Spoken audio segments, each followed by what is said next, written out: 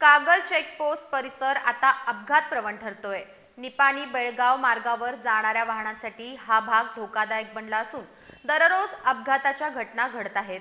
वाहनधारकांनी प्रशासनाकडे तातडीने उपाययोजनांची मागणी केली आहे। कागल चेकपोस्ट परिसरात अपघाताचा धोका वाढलाय। चेकपोस्टमधून बाहेर पडणाऱ्या वाहनांना महामार्ग ओलांडताना दोन्ही बाजूनी वेगात येणाऱ्या वाहनांचा सामना करावा लागतोय। रस्त्याच्या मध्यभागी क्रॉसिंग करताना अनेक वेळा कंटेनर ट्रक आणि चारचाकी वाहनांची समोरासमोर धडक होण्याची शक्यता निर्माण होतीये। गेल्या शनिवारीच एका फोर व्हीलर आणि कंटेनरचा अपघात होता टळला। या धोकादायक परिस्थितीमुळे वाहन चालकांमध्ये भीतीचं वातावरण आहे।